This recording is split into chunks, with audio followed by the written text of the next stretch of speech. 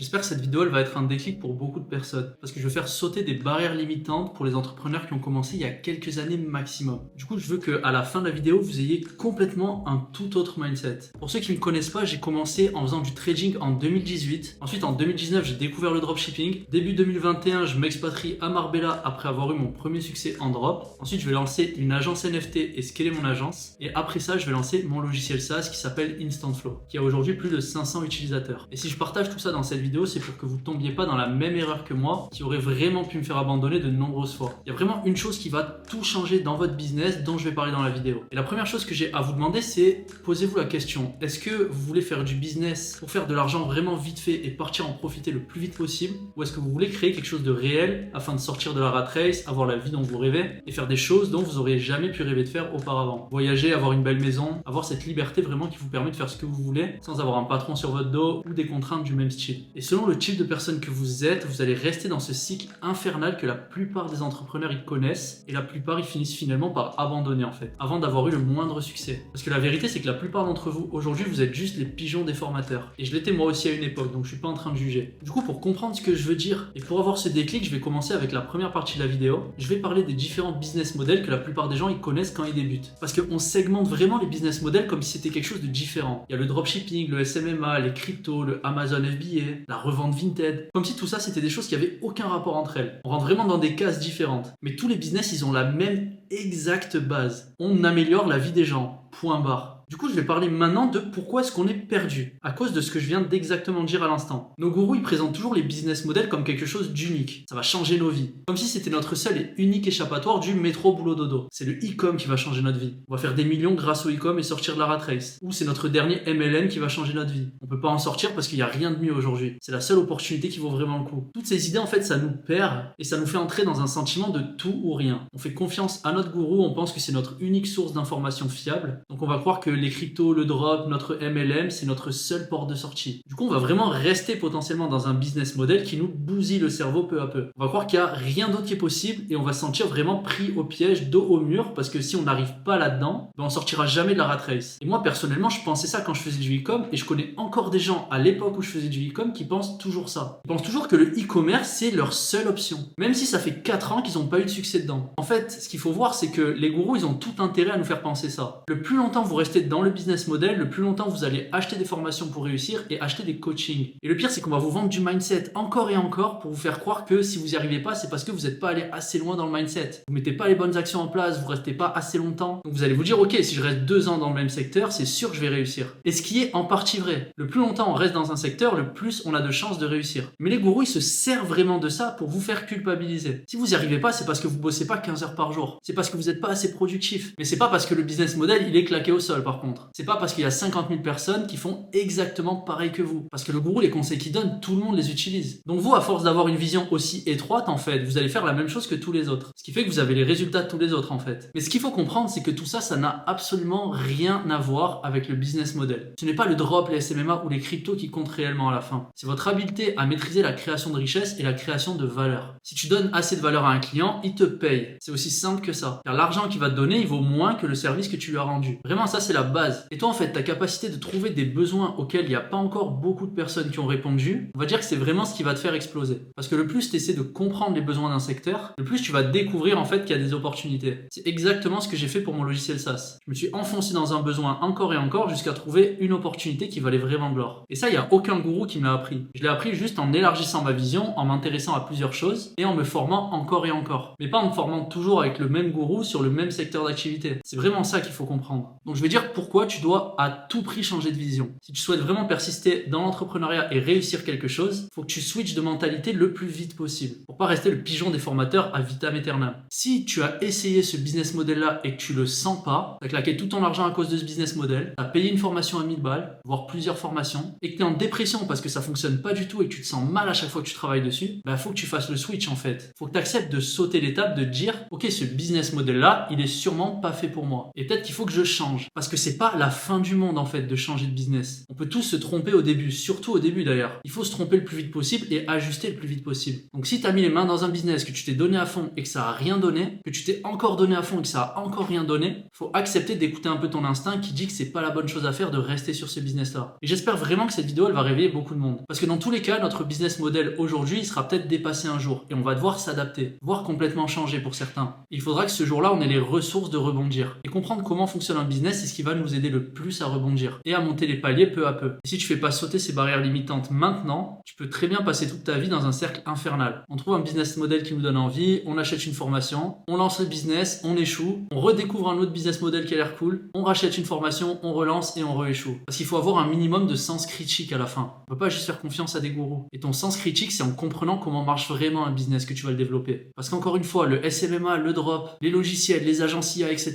c'est la même chose. À la fin, c'est juste créer de la valeur pour une personne particulière. Et si tu arrives à vraiment voir le business comme ça, tu repéreras beaucoup plus facilement les opportunités à l'avenir. Parce que même lancer un restaurant, ça peut te rendre riche. Si tu le lances de la bonne manière et que tu fais les choses de la bonne manière. Donc la vérité, c'est que vraiment plein de business peuvent fonctionner. Mais par contre, tu vas devoir vérifier certaines choses quand tu lances un business. Premièrement, l'aspect à vérifier, c'est l'aspect scalabilité. Ça, si tu souhaites vraiment faire de l'argent, il va falloir que tu vérifies. En gros, est-ce que tu peux vendre à beaucoup de personnes rapidement? Le drop, c'est vraiment attirant pour cet aspect scalabilité. Par contre, il y a l'avenir de ton business également qu'il faut que tu checkes. Est-ce que dans 2-3 ans, ton business, il sera toujours là? Par exemple, si tu te lances dans le secteur de l'imprimerie, ça risque de pas être très cool. Parce que le secteur, il est en dégringolade totale. La troisième chose, c'est de vérifier si les clients, ils ont réellement de l'argent pour te payer. Si tu vends à des étudiants, ça risque d'être compliqué. Parce qu'ils n'ont pas de sous. Donc le marché, il contient pas beaucoup d'argent globalement. Et ça, c'est un truc à checker. Et dernièrement, il y a la valeur que tu peux créer. Est-ce que tu arrives à créer assez de valeur pour finalement réussir à créer quelque chose d'assez gros, qui donne envie aux gens et qui se vendent? Si tu crées pas assez de valeur, les gens n'achèteront pas. Mais dans tous les cas, ne reste pas coincé dans ton MLM pourri juste parce que ton parrain il t'a dit que c'était l'opportunité du siècle. Parce qu'il y a moyen que tu perdes vraiment des années de ta vie dans du vent. Et pour ceux qui vont dire, ouais Eric, mais toi tu vends les SaaS, toi tu vends le modèle des SaaS, etc.